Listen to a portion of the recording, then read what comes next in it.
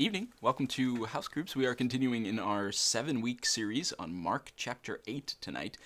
If you were here last week, we studied Jesus' miraculous feeding of the 4,000. And after the miracle, the disciples get in the boat with Jesus to cross the Sea of Galilee, and Jesus warns them to watch out for the yeast of the Pharisees and of Herod. And the disciples, who seem to always be thinking about earthly, carnal things, say, "Oh no, it's because we forgot the bread." Which is super ironic, right? Because the previous miracle ended with Mark saying that the disciples themselves picked up 7 large basketfuls of bread afterwards. But they forgot to bring the bread. And then the passage says this, starting at verse 17. Aware of their discussion, Jesus asked them, "Why are you talking about having no bread? Do you still not see or understand? Are your hearts hardened?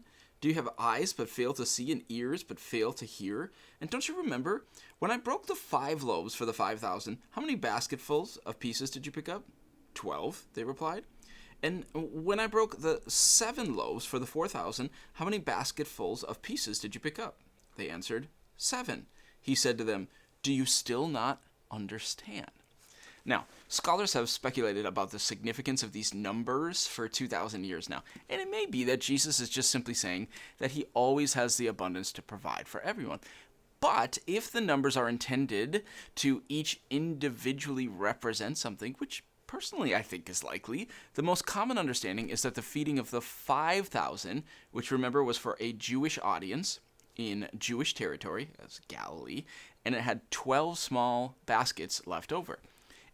Excuse me, and the symbolism is then that Jesus can provide for all the Jewish believers, whom for 12 was such an important number.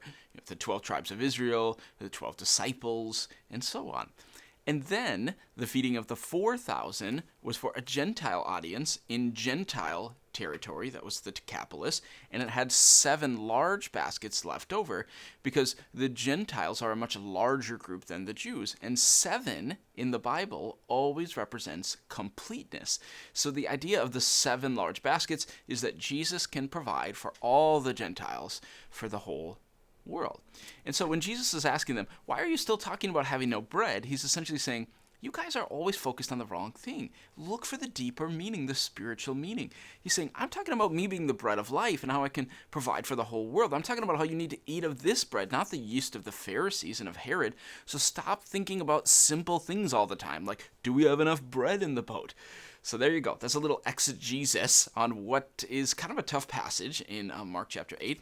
And there are certainly things you can talk about with that tonight, but I really want to encourage you to make sure you spend some time discussing the warning signs of legalism and being a Pharisee that we talked about on Sunday morning. Those can be dangerous things in our hearts. So talk with your group tonight about where you're seeing that yeast spreading in your heart. And I pray that God gives you the power to stop it. Amen.